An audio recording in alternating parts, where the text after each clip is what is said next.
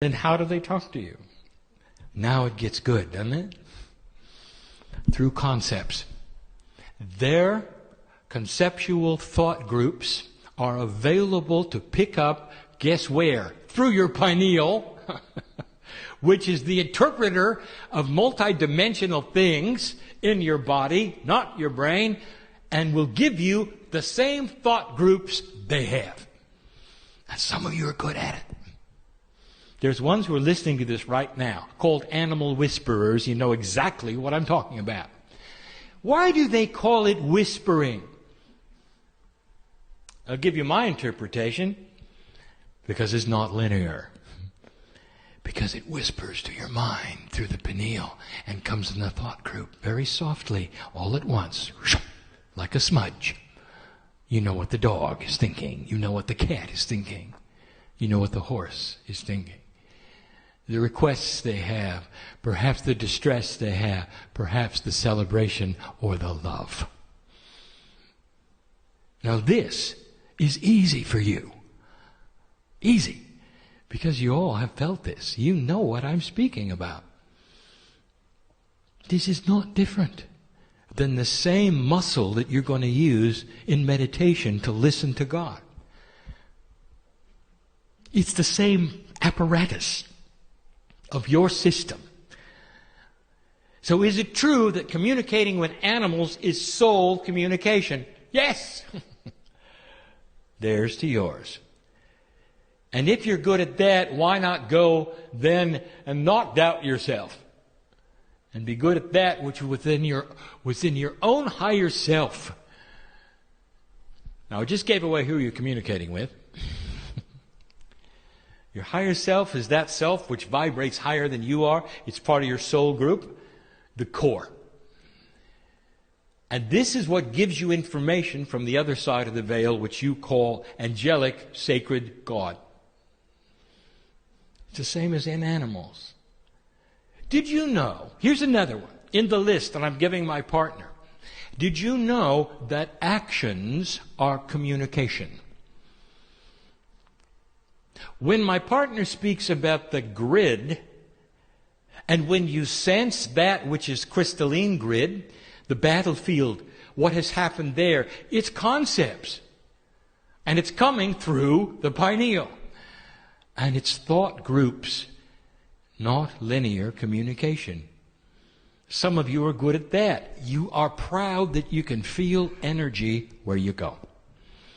You can feel the energy of a group. You can feel the energy of the land, which is the crystalline grid.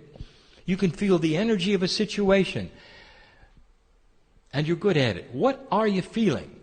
This is soul communication at its best. It does not come from the brain. It is not intellectual. This is physics. You are picking it up through the pineal, interpreting it, and you get the information. Something has happened on the ground where you are. It may take you to your knees. That's communication. Beautiful. But you had to interpret it. Why is it that the communication which is so personal to you is the hardest to interpret? You with you. This is what the teaching is today, trying to open that up. There are many other kinds of communication. What about those other things and what I'll call universal communication? When you walk into the forest and the trees talk to you, what's their voice sound like? Am I getting through to you? You are able to hear these things in your own way. They are not synaptical. It's another kind of physics. It's soul communication, and they're talking right to that part of your consciousness, your Merkaba, your quantum field that makes sense to you because it's conceptual. Are the trees in trouble? Are they crying? Are they celebrating? And there are those of you who are hearing my voice and in this room who know the answers to all of those. Kryan, is it true that in the forest there are what you would call divas? Here's my answer. Are you kidding? Of course. Of course. What are they? They are multidimensional aspects of Gaia. I love it. When human beings cannot get that, they want to dress them up and put outfits on them, make them little, call them different things. Give them voices, put them in movies. They're beautiful, and you know they are. And they're everywhere. Go into the forest. They'll talk to you. Sit down in the grass and let them land on you. Now that's linear. I want you to picture that. And they will. They're not landing anywhere. They just are. They're part of the soup that is Gaia, that is Mother Nature, the personality of the love of the planet for humanity as it walks into it. It's a celebration of your life. You're not going to get bad things from a diva. You're not going to get bad information from hugging a tree. You know that, don't you? What does that tell you about how Gaia feels about you? That's just a few of the things. When it comes to the subject of communications to you. Let's talk about the other one, and then we'll close it off. And we'll continue tomorrow. Now, my partner, it's important that you record all of these things and present them so that those who are not here tomorrow can hear the rest of the story. That is your challenge. What about you communicating the other direction? Now, you have got linear communication. That's all you've got. You do not have necessarily the tools for multidimensional communication. Now you can develop them, and many of you have, but in general, you've got linear communication. So what about you with Spirit? Well, let me tell you the truth. Dear ones, we don't have any trouble understanding you because we are the master interpreters. We know exactly what you're saying. And it doesn't matter whether you're thinking it or whether you're saying it or you're just thinking about thinking it or saying it. We know. Because we're with you all the time. The higher self, which vibrates above the corporeal self, knows the psyche of your mind. And when you sit to meditate, we know what you're going to do before you do it because the potentials are there. You're already thinking about it before you do it. I'll give you some rules. Stop giving us laundry lists of what you want. We know what you want. Sit and say to us, Dear Spirit, tell me what it is you want me to know. Because we're already on board with everything in your life. Do I have to say that again? We're already on board with everything in your life. Come to us and let us talk to you. Just let us talk. And try to interpret the thought groups that come first without analyzing. Get used to this. But as far as you talking to us, it doesn't matter how you do it. Now, there will be those that say, well, there has to be wrong ways to do it. No, there aren't.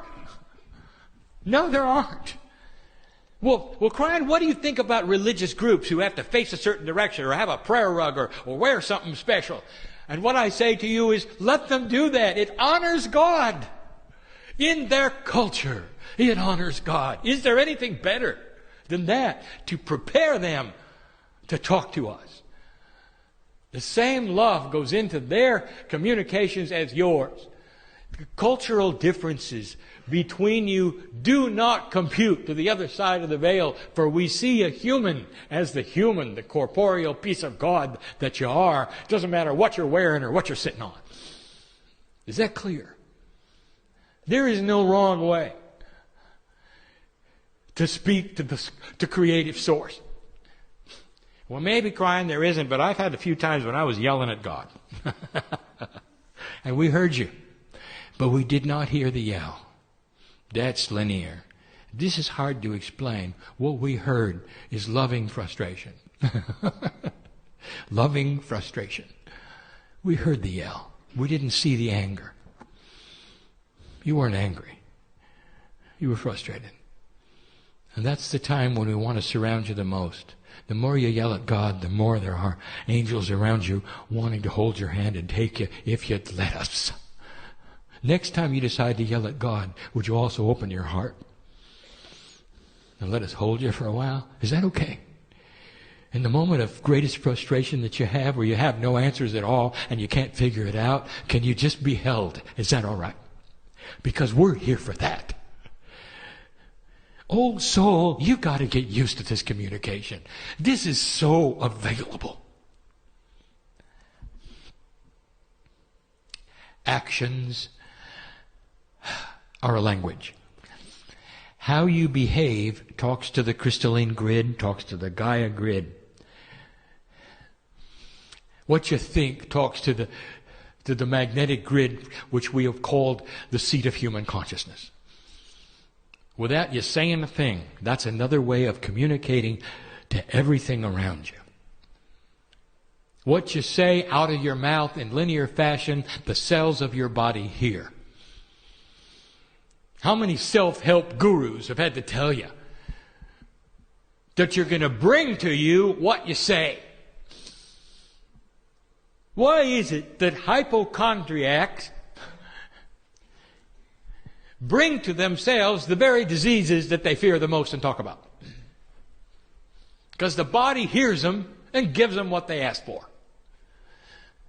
The body is listening. The grids are listening. Even the human beings around you are listening. Do you spin in drama? Here we are again. Is this attractive to other human beings? Have you ever thought about that? What do you want to show somebody about your belief system? That you're out of balance? And that they ought to do what you do? Think about it. How are you presenting mastery to humanity, old soul? What have you learned through all of the ages that you brought to the party today? And is it spinning? Or is it love? Well, crying, it's easier said than done. How do you stop spinning? I just told you. If you'll open your heart and allow these things to communicate, it's going to start a peaceful countenance with you. This is called awakening to spirit. Getting out of the old habits and the old fears. And starting to claim the part of the old soul which is you, available to you and to humanity, for those around you.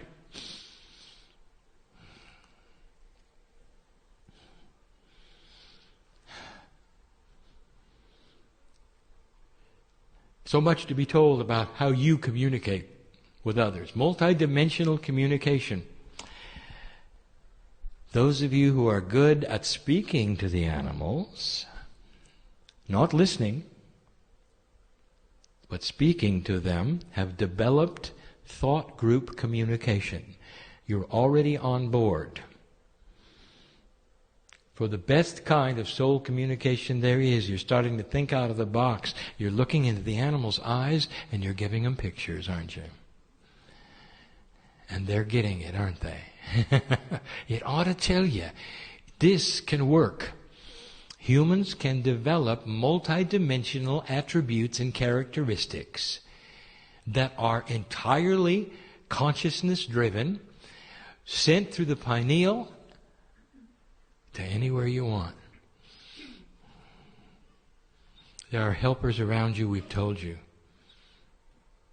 Do I have to list them? Entities, groups, all around you that are not from here. Not just the Pleiadians, Arcturians, Orions, Hathors, from Sirius, endless. And you know what they have in common? Non-linear thought. And you can communicate with them the same way you do with animals.